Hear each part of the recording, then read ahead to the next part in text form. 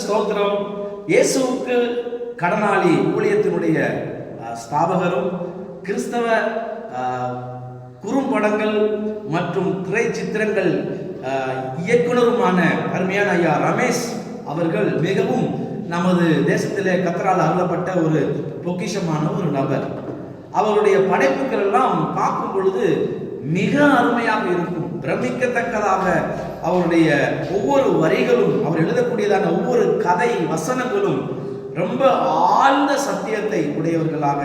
அநேக இந்து சகோதரர்கள் பார்க்கும் பொழுது வேதத்தை குறித்ததான உலக ஞானத்தை குறித்ததான காரியங்களே அதிலே பார்க்க முடியுது. மிகவும் சிறப்பான ஒரு பல் நோக்கு கலைஞர் என்று சொல்ல முடியும்.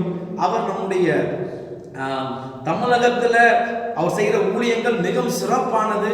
அவர் வெளியிட்டதான பேதுருவை போல என்கிறதான ஒரு பாடல் கானா சுதாகரை வைத்து பாடியிருக்கிறார். நல்ல ஒரு காந்த குரல், ரொம்ப சிறப்பம்சமாக அந்த பாடல் வந்திருக்கிறது. அது ஒரு வரிகள் எல்லாம் ரொம்ப அருமையா இருக்குது. அதை நான் ஒரு சில முறைகள் நான் கேட்டேன்.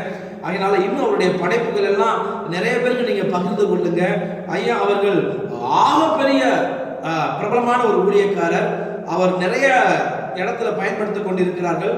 இதை கேட்கிற நீங்க அவரை பயன்படுத்துங்க. அவருடைய சபையில, எங்க சபைக்கு வந்திருக்கும் பொழுது கல்வாரி சபை கிருஷ்ணகிரியில மிகவும் சிறப்பான அவருடைய சாட்சிகள், அவருடைய ஊழியத்தை குறித்து நிறைய காரியங்கள் சொன்னார். ரொம்ப பிரயோஜனமா இருந்தது. ஆகையினால இயேசுவுக்கு கடனாளி இந்த ஊழியம் இயேசுவின் நாமத்தினாலே ஆசீர்வதிக்கப்படுவதாக நான் வாழ்த்துகிறேன். கல்வாரி ஃபவுண்டேஷன் கிருஷ்ணகிரியிலிருந்து பாஸ்டர் டி.ஜே. சுதாஸ்.